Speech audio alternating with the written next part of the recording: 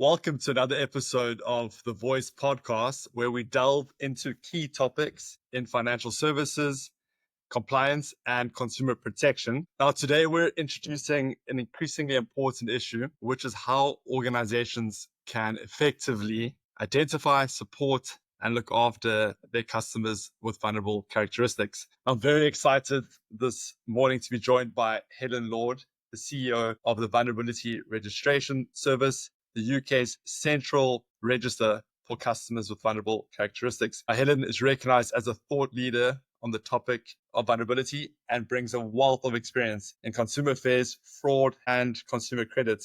Helen, welcome to the show. Hello, thank you for having me. So let's start, Helen, with this such a crucial topic.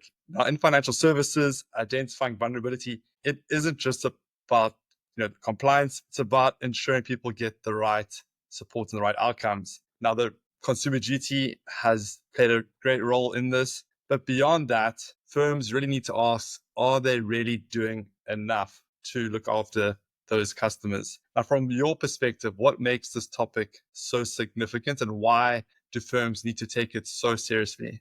Okay, I think consumer duty has probably brought a bit of focus around vulnerability and clearly regulation always kickstarts people into action. But I think, we're struggling with a lot of areas at the moment. The economic climate means that there is being pressure placed upon perhaps the most vulnerable in our society. We've had announcements around disability benefits. We've had things like cost of living changes, winter fuel allowance taken away. So it is even more important to try and support those individuals. And it stretches beyond that. There's obvious reputational issues for organisations getting it wrong. There's areas around retention and customer satisfaction and customer loyalty. Beyond, it's absolutely the right thing to do. And I think we struggle a little bit putting this problem of dealing with vulnerable customers into almost like a corporate compartment alongside all the other things that we have to do.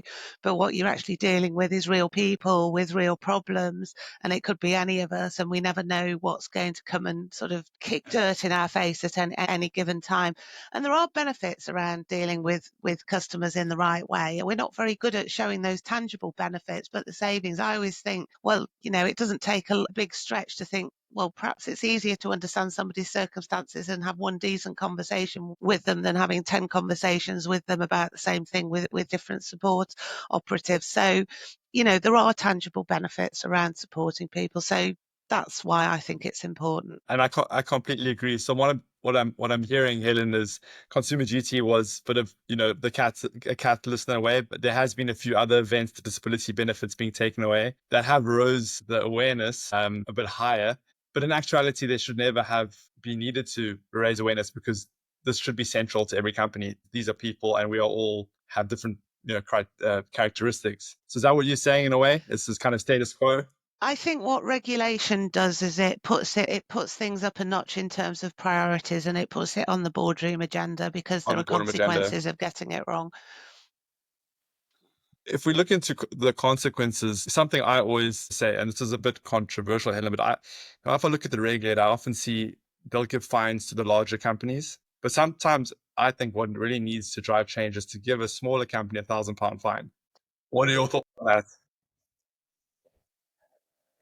I don't know if I'd agree with that. I think, if you see perhaps what's happened to the high cost short term market in the UK, that was very much focused on around their behaviours, and that has slimmed down considerably. But equally, if it's done right and it's done in the right way, they have a part to play, and they have a part to play in servicing vulnerable consumers that perhaps find it far more difficult to get mainstream credit. So I think it varies. Yeah. It's not always the smaller players that get targeted.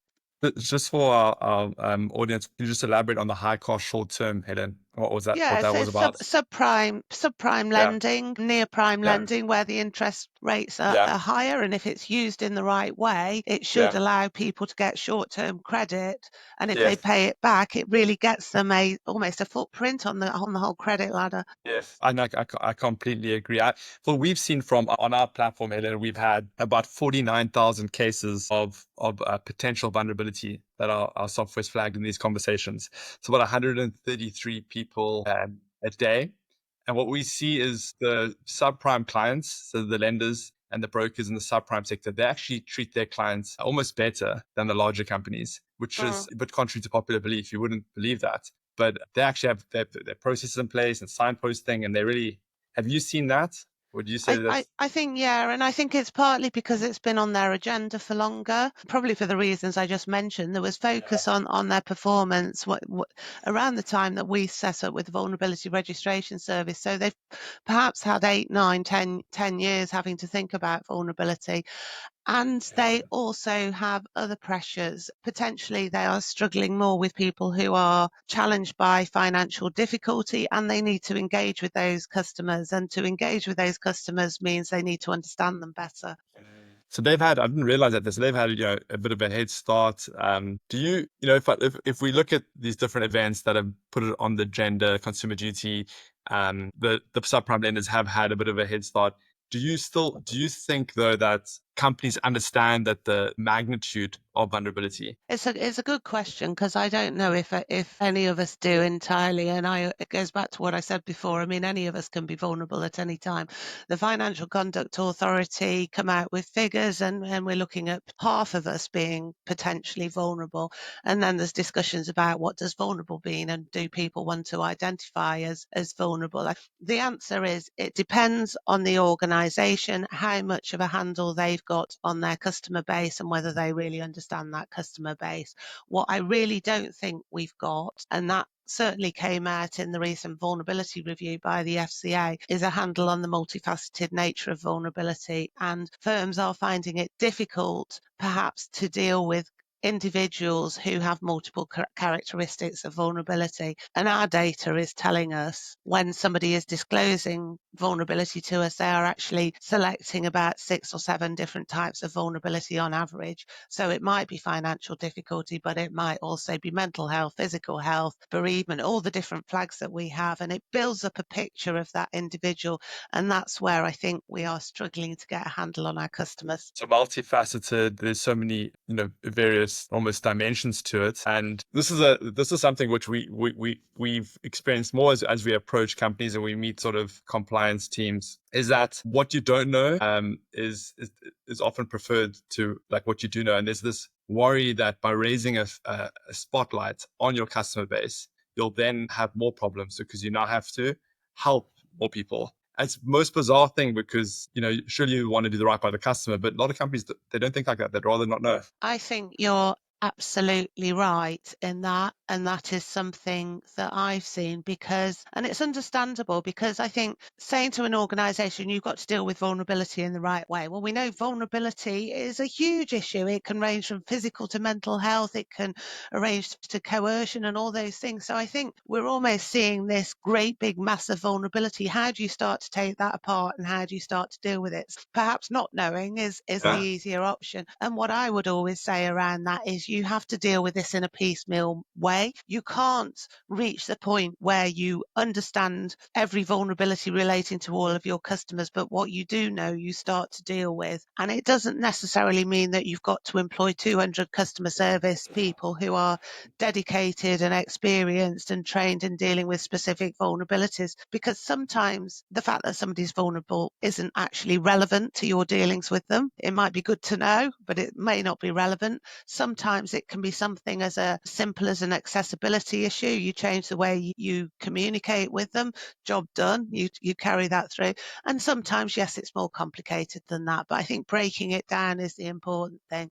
But I think it's the sheer size of it that scares people, and I think that's perhaps why not knowing is an easier option sometimes. But Helen, I love what you pointed out there, is that it might not be relevant to your company. So you might, you shine the spotlight, see, okay, wow, we have a deep understanding of our customer base. A lot of them, for example, have these traits, but you know what, that's not relevant to us. So therefore it is, in a way, not our problem. So the problem is a bit smaller. It It's a nice is. lens. And it's how much how much is your responsibility? So if somebody alerts you to a vulnerability, you can't suddenly expect your team of people who are dealing with their day-to-day roles to sort of take on the mantle of some sort of counsellor or doctor. They need to be supportive to that vulnerable customer. Need to help them reach the right outcome for them. But it's having the boundaries of where that relationship goes and where it's important and where it's relevant and when it's not. Fantastic point, Helen. And then another thing which our data showed us is there's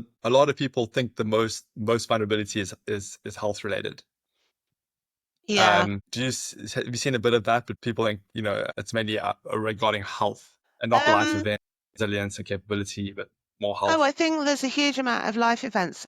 We introduced a flag back in the autumn 2024 around people acting as unpaid carers, because unpaid carers, probably their finances are impacted, time, all sorts of things. And there's I think figures vary, but between 7 and 10 million of them in the UK. We are seeing a huge amount of people identify with that flag, for example. But we do see a lot of health. Mental health, we know, goes hand in hand with financial difficulty, whether it's the cause or effect or just a massive spiral. We do see that. And interestingly, we launched a much more usable consumer portal in January this year, where people can go in and manage their vulnerability and update it and monitor what data's held about them with us and what they've told us. Certainly since then, we do see not just a correlation between mental health and financial difficulty, but also physical disability and physical health and financial difficulty.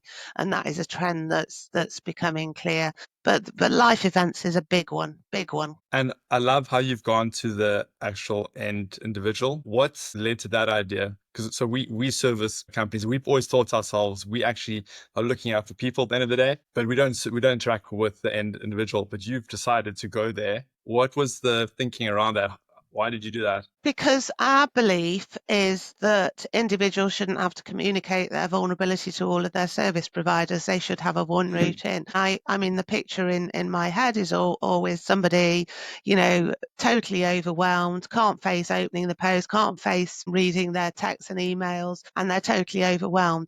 So do they want to have 20 different conversations with every service provider they've got? And if you think about it, we probably all do have 20 different service providers, mobile phone, water, electricity. You can add it up very quickly. So why not have one route in for a consumer to say, have a voice and say, these are my challenges, and then for companies to react to those. So what we've got is essentially a data sharing model. The other thing that I've certainly learned, again, since we've launched our consumer portal recently, is individuals, when they are sitting, communicating, sharing their data with us, there is more of a preparedness to disclose their situation. Now, I think if you are talking to somebody on the phone, a sort of faceless voice on the phone, who is possibly asking you, encouraging you to make repayments or something, you're probably not going to disclose your circumstances.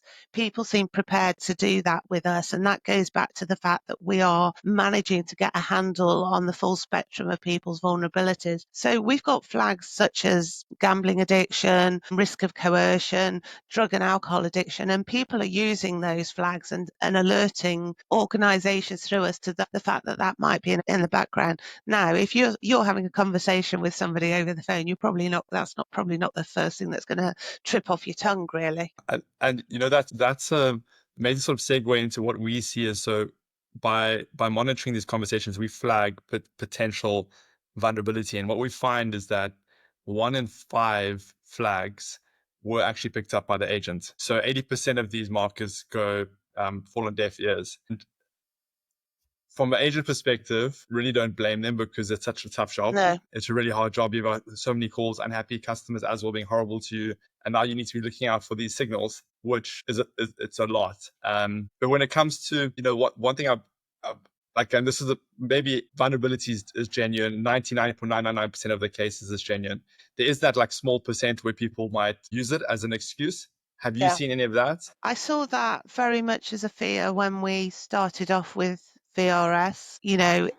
registering with us and flagging a vulnerability seen as almost a get out of jail free card. And we've always been very clear with our messaging. Just because you're vulnerable, it doesn't let you off from repaying what you need. I haven't seen a huge amount of it, but I have, as I say, heard the concern about it. And again, what we do, so I can self-register myself on our database, but also our clients, organizations we work with can register me.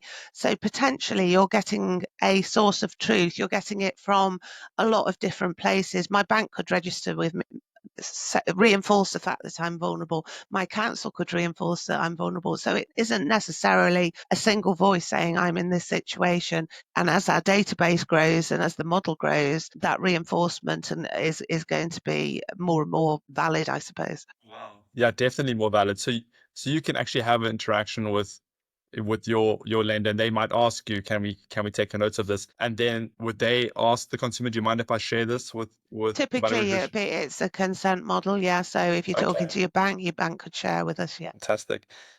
If we go into one of the most common questions that we get is people want to know what good looks like. So what's a good, typically in the customer contact environment, what's a good agent look like? When it comes to vulnerability and handling vulnerability, what does that look like for firms? So, and it comes back to what you just said. You can't expect individuals to be trained on every aspect of vulnerability, and you can't expect businesses to do some sort of case management study on every customer they speak to. Otherwise, you'd have sort of complete business paralysis. I think what is important is using the sources of data out there, using the technology that's available to you to identify vulnerability where you can. And it's never going to be done 100% of the time.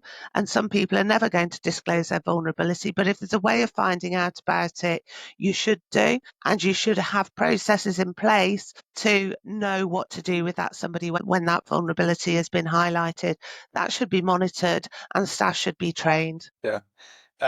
That's what we've seen as well. It's being a bit proactive, also on the QA side, but having that escalation process.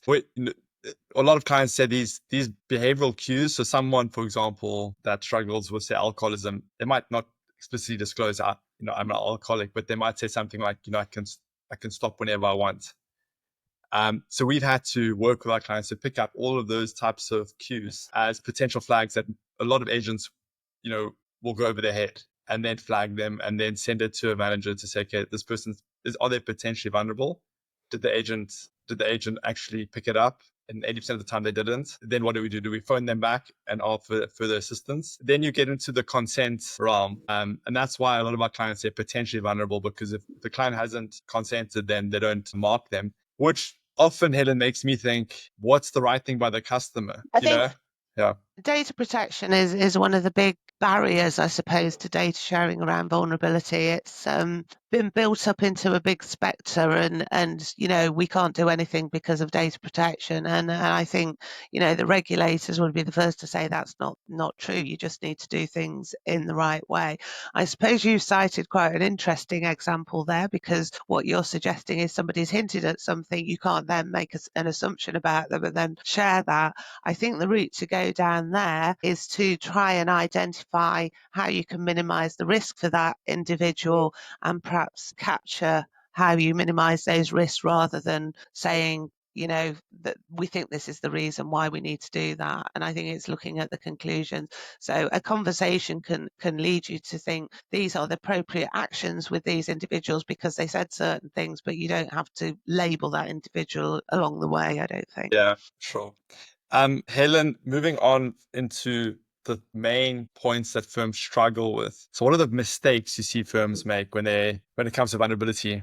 To an extent, I think we've touched on them. I think choosing regulation as the driver is the wrong thing to do. I mean, obviously you need to be aware of it, you need to be aware of what's been said, but equally you're not going to get regulation that gives you a prescription about how to deal with every aspect of vulnerability. There has to be some decisions made around it, and it has to really be plumbed in, I suppose, to all those processes from customer acquisition right through to the end of a relationship or collections, and it has to be fed right through the process. Ignoring it is absolutely the wrong thing to do, because at some point it's going to need to be dealt with. And the amount of vulnerable people we're able to identify is just going to increase. Our database is increasing all the time. Surely it is better to sort of take hold of it and grasp the nettle now, really, and start to deal with it before the volumes are so large you've got an even bigger problem to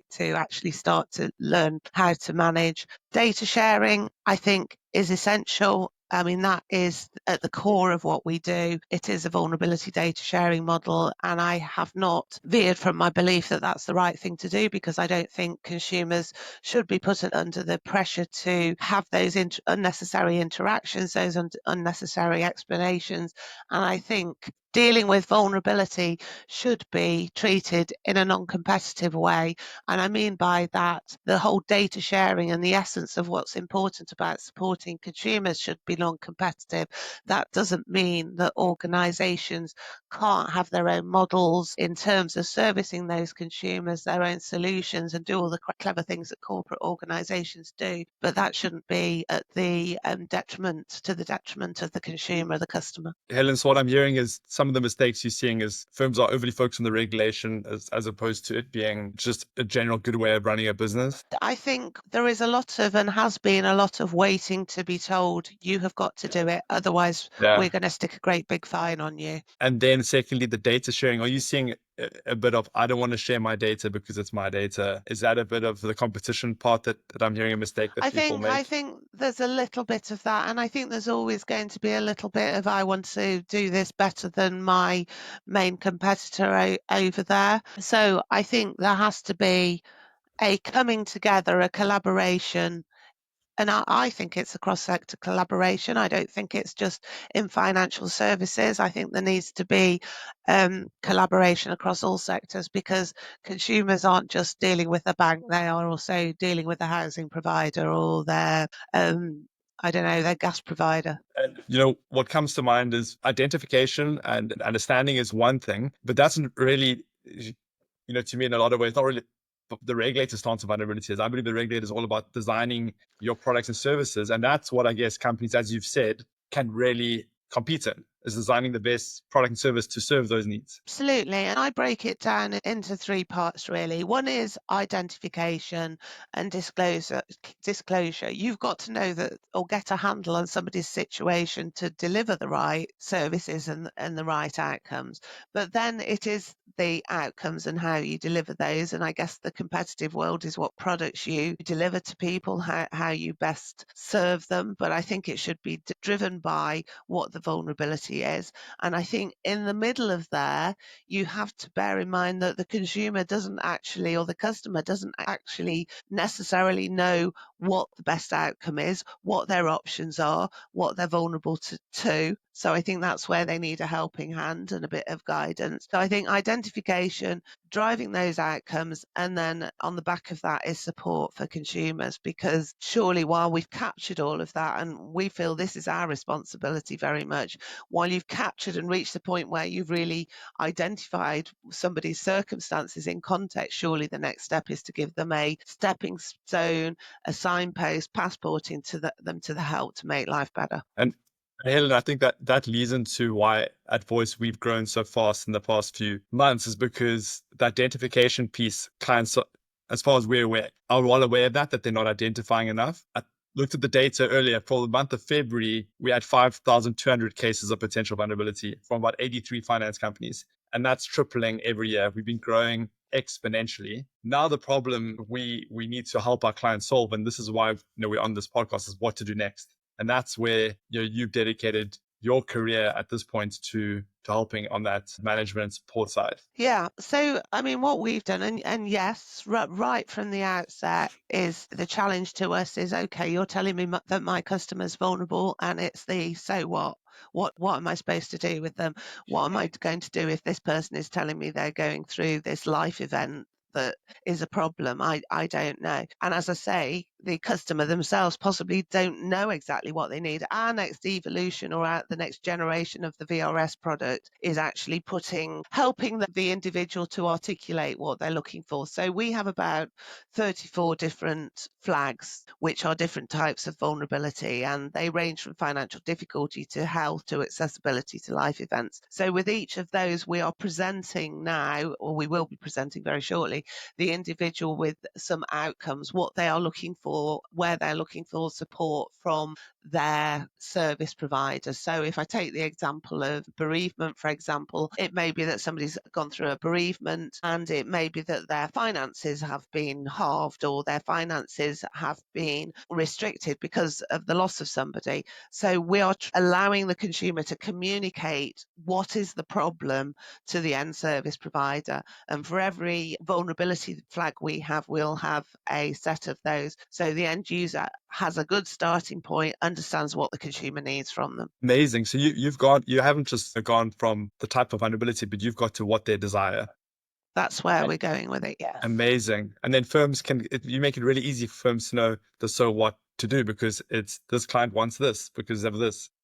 Yeah, I mean, there will be a million so whats and there will be a million circumstances, but hopefully, the majority of time, especially with a service provider, there are going to be a finite number of outcomes that the consumer's looking for. And when it comes to your data, how much of it at the moment, in terms of the vision, how much of that do you want to come from the consumer and how much do you want that to come from firms? And do you see it equal? I would like more of it to come from the consumer, and I think it is growing organically, and we are working with various different routes to enhance that. One of them being we have a partnership with TransUnion, the credit reference agency. We are not exclusive in any of our relationships in terms of getting data in, but TransUnion have taken the pioneering step of working with people who are getting credit reports to start to signpost them towards us. We do the whole sort of press media thing, and we do see peaks as soon as we've done it. If I'm sitting on, I don't know, speaking on national television, obviously people start to register with us. But I think as part of that, we need as many users on board as possible, because we want to be promising consumers what they're getting, which is most of their service providers will be seeing it. So I see it, really coming from many, many different sources. What I do think, though, is that we'll probably get more honesty and more transparency directly from the consumer when they're registering themselves.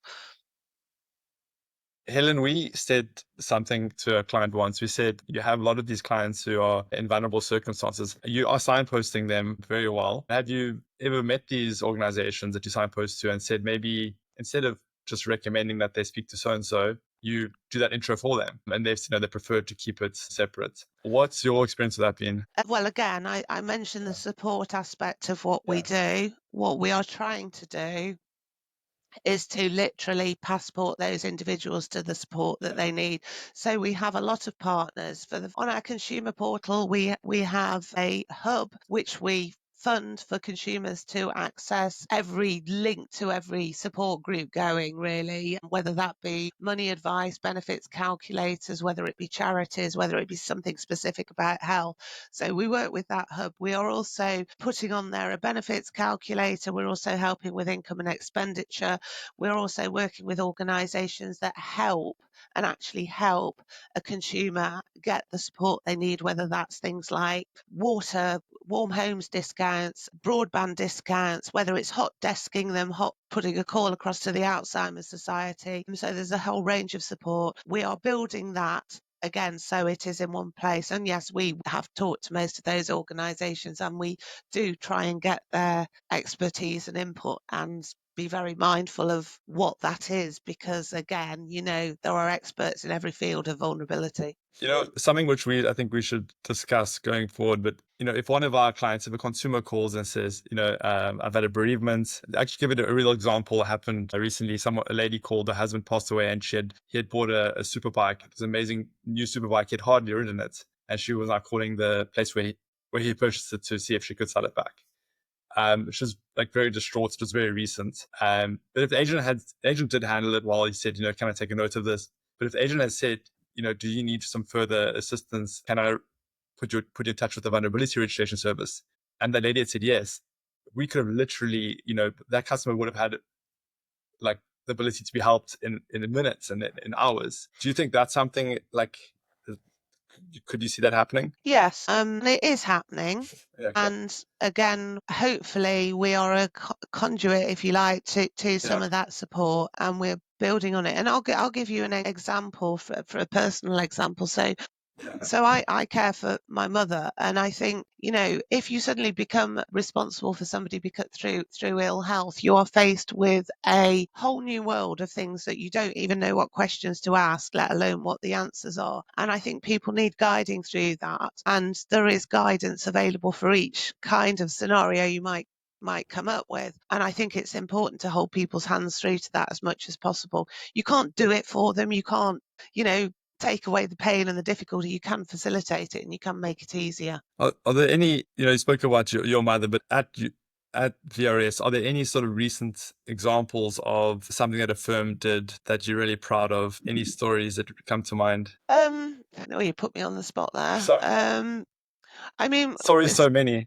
one of the things that we are really proud of is when the FCA did their presented out their vulnerability review a couple of weeks ago. They cited us as an example of how it can work, how vulnerability registration service can work, and that that is what we want. We want examples of that. We've worked with people who have been victims of economic abuse. We've talked to people who have been at risk in terms of suicidal thoughts, and we've tried to build all of that into what we've done. I suppose we don't necessarily have the benefit of seeing the end result all the time, and we get as much feedback and we get as many case studies as possible. But I think, and I like to think, it's very simple what we do, but it can be very effective.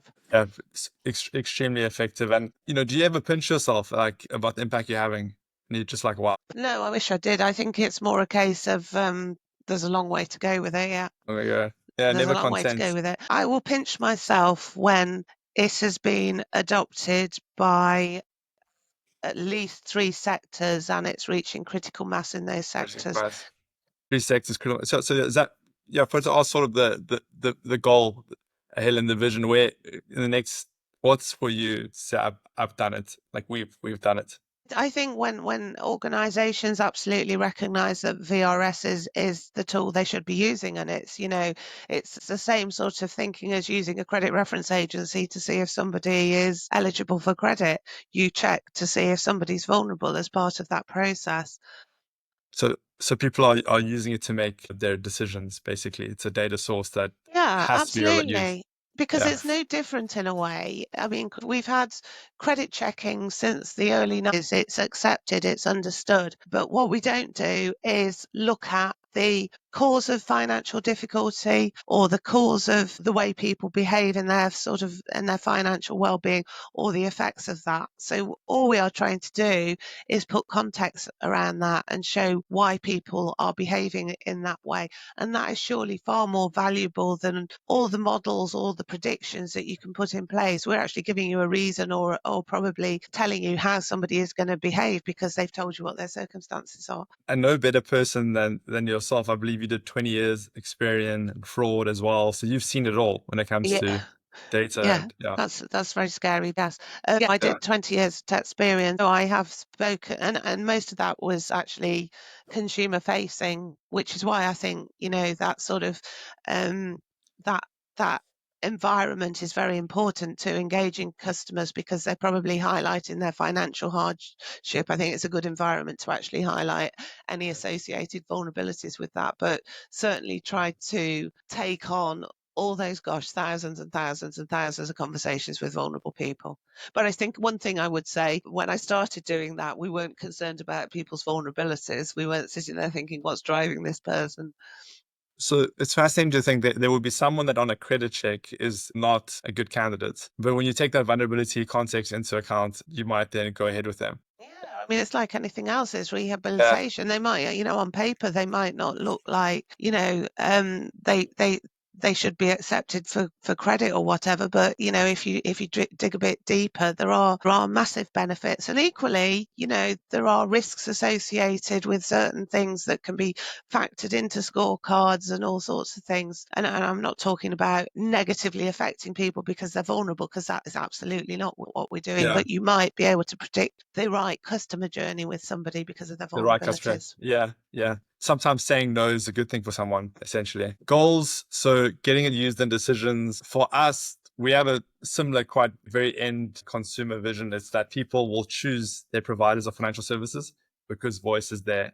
And they'll know that if they're having a bad experience, or if the agents made a mistake, that someone will look out for them and give them a ring and say, hey, this wasn't representative of us. Can we give you some further help? Or you weren't told this.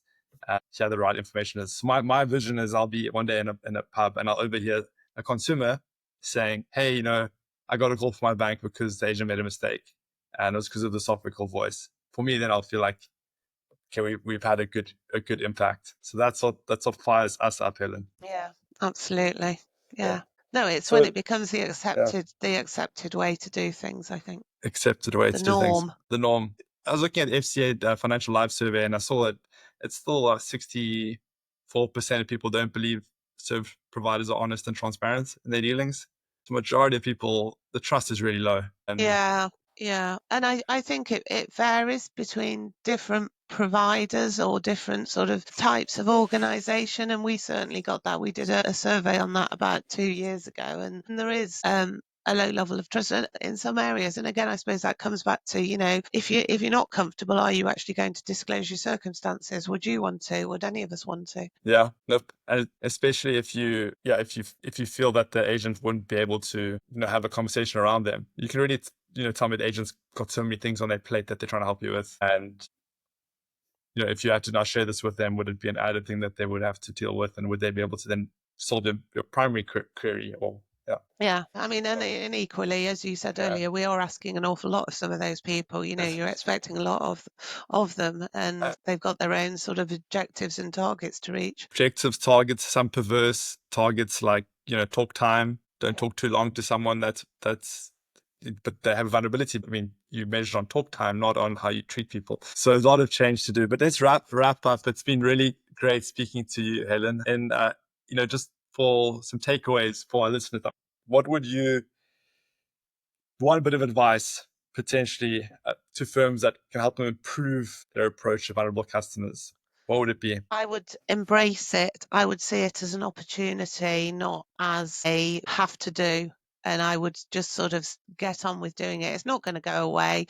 There might be sort of more focus and more concern about treatment of vulnerable customers depending on what else is happening in the world and what else is happening in the economy. But nobody is suddenly going to say, actually, you don't need to worry about treating your vulnerable customers in the right way anymore. It's, the genie's out of the bottle with it. So really embrace it and get on with it, because the sooner you do, the sooner you're going to see the benefits. It feels like my takeaway is the same, because for me, it goes back to what you said earlier. Don't wait for the regulator. Take action now. Embrace it. Use technology like voice that can make sure that your agents don't miss on any markers, and that you can be proactive and you can improve your vulnerability handling, because at the end of the day, it will result in more loyal customers and build trust in the sector. So that brings us to the end of today's episode. A huge thank you to Helen Lord from BRS for sharing such valuable insights. Thank you so much for listening. We'll see you on the next episode. Thank you, Helen. Thank you. Cheers. Bye.